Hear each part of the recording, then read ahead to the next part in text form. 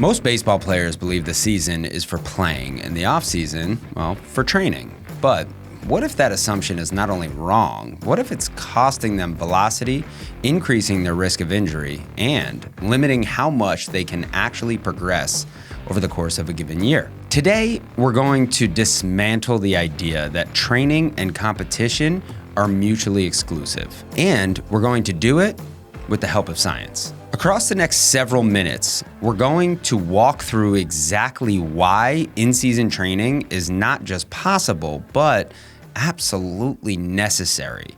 We'll look at how to structure it, how often to train, and what actually happens both physiologically when strength work disappears from your routine. You see, this isn't theory. You'll hear what the data is actually saying about throwing velocity, joint stress, muscular fatigue, recovery timelines, and how quickly performance declines when training is removed. You're also going to leave with a clear plan, not just that you should train during the season, but how to do it in a way that improves outcomes without interfering with recovery or performance on the mound. So whether you're a player, coach, or parent trying to make sense of how to optimize development while competing, what you're about to learn can reshape how you approach the season and protect the work you've already put in.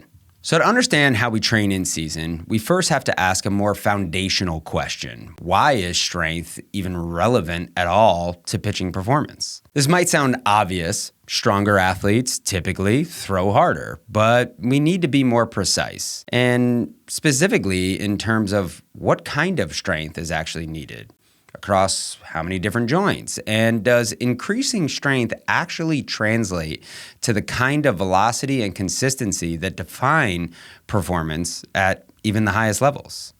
So let's begin by looking at what the data is actually showing.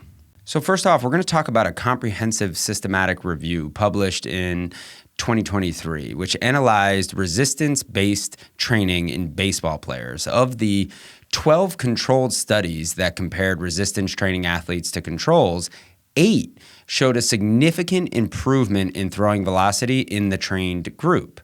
These weren't studies using exotic or experimental methods. This was traditional resistance training in nature. Weighted exercises targeted the major movers of the lower body, trunk, and upper extremities. The results were clear. Strength training increased velocity, not in theory, but in practice. This tells us that building strength, especially through resistance training, is not just safe, but productive for pitchers. And it sets the foundation for everything that follows. Now, let's look a little bit deeper at where power actually comes from. So a 2024 study published in the Journal of Strength and Conditioning examined Division I collegiate pitchers and found that athletes who produce greater impulse during the counter movement jump, essentially those who could generate and apply more force through lower body, were the same athletes who actually threw harder. Now, that might seem intuitive to some, but this tells us something critical. Velocity begins at the ground. The ability to drive into the mound, load the posterior chain, and initiate energy transfer upward is one of the first variables separating high-velocity throwers from the average ones. But the picture becomes even clearer when we tend to refine the lens as to what we're exactly looking at. So I'm going to take a look at another study. This second study focused on lateral to medial jump tests, and it showed that force production in the frontal plane had the highest correlation with throwing velocity. So why is this important? Well, because throwing isn't necessarily a vertical movement. It's rotational, translational, right? It involves transferring energy across the midline and yes, stemming from the ground.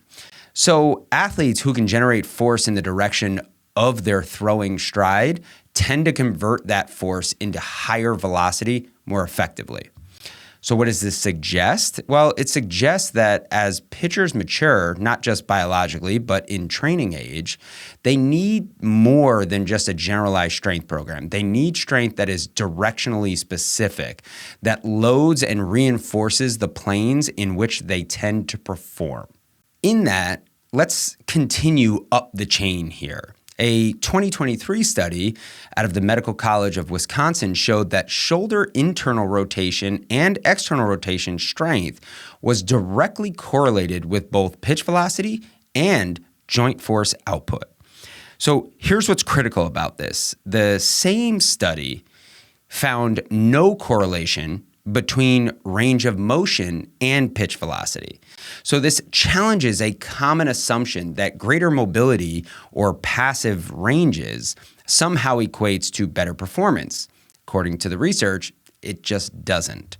So what actually matters is the ability to produce torque across these ranges, something that only comes from training. And it also reinforces another point. Throwing alone is likely not enough.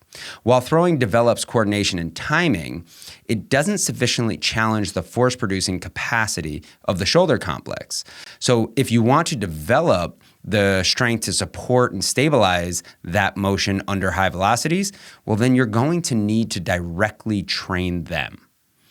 So we're going to return to this idea later, though, especially when we're discussing what happens when strength training stops or if we succeed our typical training methods. So I want to take a look also, though, at one more layer.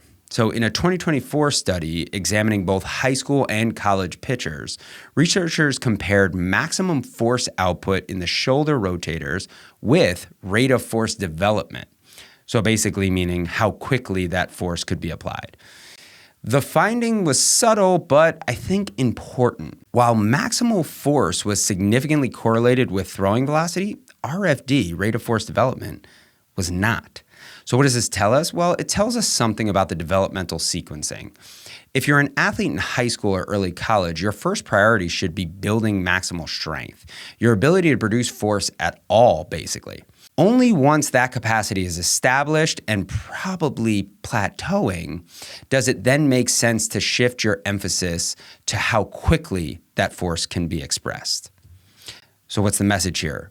Strength is first, speed is second. It's a progression, and skipping these steps can actually lead to shallower adaptations. Now, finally, when discussing the importance of strength relative to performance, I want to not forget about this very important link in the chain, which is ultimately the wrist and hand. In a recent study using a sensor-embedded baseball, researchers found that finger pinch strength and finger-specific rate of force development, right, which we just discussed, were correlated with both spin rate and pitch velocity. Now, this doesn't mean pitchers should spend hours doing grip drills in isolation. What it does mean is that at higher levels of performance, force must be transmitted with precision, not just from the legs or hips or shoulders, but through the very tips of the fingers. It is the final transfer point, and it underscores the larger theme here, which is strength is not isolated, it's integrated. Across all levels of development, the evidence is very clear. Throwing velocity, throwing performance, well, it's built on a force production foundation. That force starts at the ground, travels through the hips, spine, and shoulder, and ends, often in milliseconds, with precise transmission through the fingertips. What matters is not just the skill, it's the capacity, and strength is what gives the system that capacity. This isn't about lifting for lifting's sake. It's about targeted adaptations that reinforce every link in the throwing chain. You see, strength, when developed with purpose, enhances performance. That's really the first critical piece. But strength does something else too. Something arguably, in fact, more important over the long arc of a season or career. What that does is it helps protect the system from breaking down. And this is where I want to go into next.